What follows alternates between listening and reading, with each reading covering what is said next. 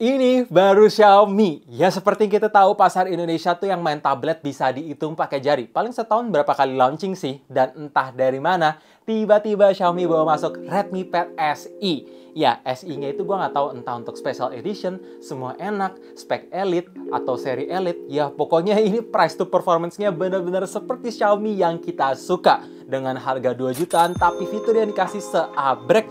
Jadi langsung aja gue bahas semua kurang lebihnya yang ada di Redmi Pad SE. So welcome back to Updated Idea channel. Now we're Greg. Let's check it out.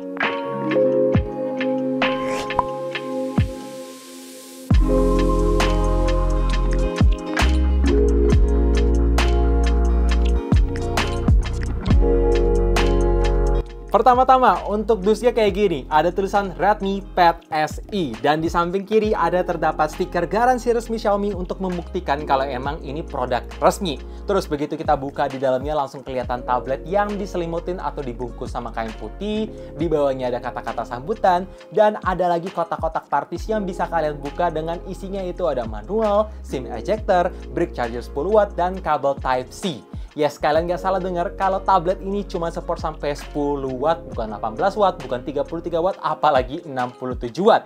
Tapi ketika gue coba melakukan ngecharge menggunakan brick charger 67 watt yang ada di Poco F5, ternyata tablet ini bisa support sampai 13,1 watt, yang bikin pengisian daya ulang dari angka 5-100%. Bah, ini takes time banget sih. 2 jam 26 menit. Tapi untungnya semua itu terbayarkan dengan ketahanan baterai 8000 mAh-nya yang super awet. Ketika gue pakai biasa aja untuk kebutuhan entertainment, nonton-nonton, browsing, 2 hari cukup ngecharge sekali aja. Dan ketika dipakai intens untuk main game, nonton, semuanya itu bisa bertahan 1 harian full, bahkan sampai 1,5 hari dalam 1 kali ngecharge. Dan sekarang kita lanjut ke fitur-fitur selanjutnya.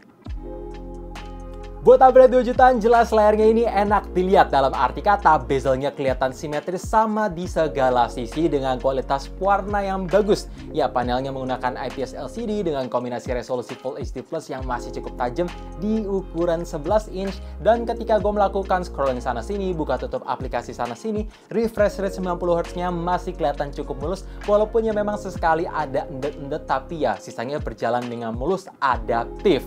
Dan untuk brightness, bisa support sampai 400 nits yang terang banget ketika gue pakai di kondisi outdoor pun masih ngangkat. Hanya aja ketika dilihat dari sisi kiri, kanan, ataupun mau dipakai nonton bareng di kondisi cahaya terik matahari terang, itu bakalan mantul banget sih. Mantul dalam arti kata reflektif, bukan mantap betul ya guys. Lagi-lagi buat tablet 2 jutaan, gue surprise build quality-nya gak main-main. Yes, semahal itu dan sesolid itu. Ini merubah paradigma gua yang berpikir kalau harga murah pasti otomatis kualitasnya jelek. Hancur udah. Kalau misalkan kalian nggak percaya, tinggal mampir aja ke Mi Store dan pegang secara langsung untuk ngebuktiin omongan gua. By the way, karena bahan materialnya terbuat dari aluminium alloy, jadi otomatis ngefek ke bobotnya juga. Walaupun Xiaomi bilang ini lightweight, tapi tetap 478 gram, dipegang 2 jam, berasa sih beratnya. Walaupun ya masih cukup tipis. By the way, kalau misalkan kalian tanya, Bang, apakah tablet ini terdapat SIM tray? Jawabannya ada, tapi untuk taruh micro SD aja yang support sampai 1 TB alias tidak ada slot SIM. Karena tablet ini cuma tersedia Wi-Fi aja. Ya iyalah ya, Xiaomi Pad 6-nya aja cuma Wi-Fi aja. Masa kalau misalkan ini ada SIM? Nggak adil, lebih murah lagi. Dan kalau misalkan kalian mau beli aksesoris, setahu gue cuma ada satu aja yang resmi, yaitu cover kayak gini. Memang ini bagus banget ketika dipasang tuh beneran gampang, tinggal snap-snap. Tapi kalau misalkan ditutup kayak gini, agak ngoplek-ngoplek guys. Magnetnya kurang kuat, tapi kalau misalkan kalian mau jadiin sebagai stand, ya ini masih reliable sih. Bisa berdiri sendiri. Tapi sekaligus ini menandakan kalau Xiaomi tidak menjual cover yang ada keyboard kayak di Xiaomi Pad lagi. Kalau misalkan mau dijadiin PC ala-ala, mesti modal sedikit untuk keyboard dan mouse Bluetooth-nya. Dengan harga yang dikasih, menurut gue spesifikasi yang ditawarkan Redmi Pad SE ini ya cukup aja lah ya. Memang kalau misalkan mau dipakai main game berat kayak Genshin Impact, ketika gue coba settingan low plus 60 fps masih bisa berjalan dengan baik. Ya rata-rata bisa dapat di angka 20-35 fps dan itu biasanya nyentuh di angka 24 sih. Jadi ya ini masih terhitung playable, apalagi untuk suhu karena ini tablet coolingnya jadi besar, ya berasa adem banget. Dan kalau misalkan kalian pengen main Mobile Legends, Bisa support sampai high dengan grafiknya mentok sampai ultra. Jadi belum bisa refresh rate super ataupun ultra. Cukup disayangkan, tapi ya lagi-lagi ini stabil. Tapi kalau misalkan kalian tanya, Bang, untuk main di tablet itu gimana? Jujur buat gue sendiri sih, main Mobile Legends di tablet tuh kurang enak ya guys. Karena layarnya kebesaran. Mau dipakai controller juga susah. Mending touch sendiri biar lebih enak kayak di HP aja. Kalau misalkan kalian tanya, Bang, apakah tablet ini bisa dipakai editing? Ya, bisa banget. Dan kalau misalkan kalian pengen render juga bisa, tapi jangan expect performa yang kenceng gimana ya guys. Ini Snapdragon 680. Dan ketika gue coba multitasking, bisa berjalan 2 window plus 1 floating window. Jadi total bisa 3 aplikasi dalam satu layar yang berjalan dengan baik. Walaupun memang untuk ngebuka aplikasinya itu agak perlu waktu yang lama. Karena wajar, RAM-nya hanya 4 GB dan storage-nya masih menggunakan eMMC, belum UFS. Tapi overall ya speknya menurut gue oke aja ya, just right buat harga 2 jutaan. By the way guys, ada yang ketinggalan. Untuk software di tablet ini udah run di Android 13 plus user interface MIUI Pad 14 terbaru juga.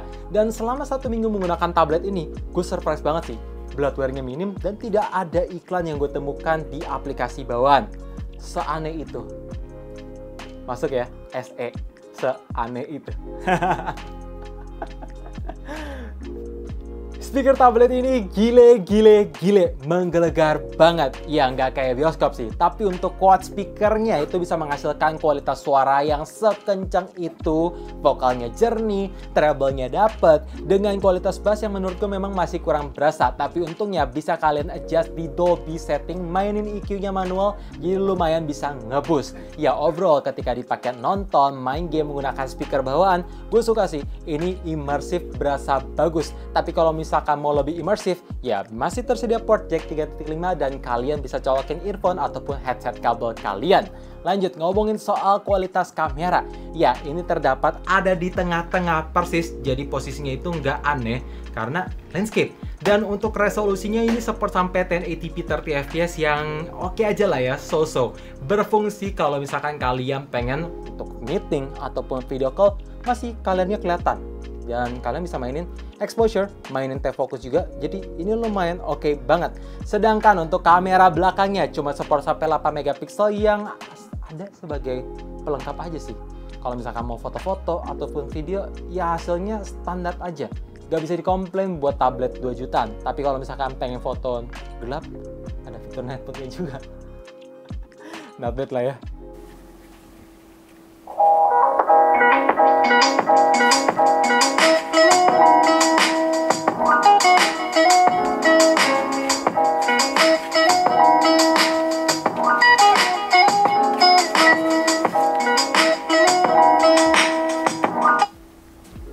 Intinya guys, kalau kalian nyari tablet untuk kebutuhan entertainment setiap harinya tanpa mementingkan performa yang kencang ataupun yang gimana-gimana dengan harga yang murah, jelas ini bisa jadi opsi sih.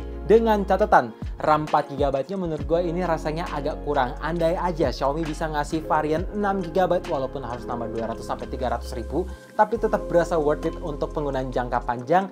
Dan untuk sistem unlock-nya belum ada fingerprint, hanya mengandalkan AI face unlock yang menurut gue agak riskan sih, karena kalian bisa unlock menggunakan foto biasa. Tapi ya udahlah ya, overall gue kasih rating 8,5 dari 10. Kalau misalkan kalian tanya apakah ini rekomend, ya jelas kelihatan dari angka tadi. So thank you for watching. Gimana menurut kalian guys mengenai tablet murah dari Xiaomi? Apakah ini benar-benar Xiaomi yang kita tahu? Tulis komen kalian di bawah. Dan kalau misalkan video ini bermanfaat, boleh bantu share ke teman-teman, like dan subscribe buat kalian yang belum subscribe, sekaligus nyalain lonceng notifikasi supaya tahu kapan video baru diupload. And as always, stay safe, stay healthy, dan stay updated with up to date. Thank you guys.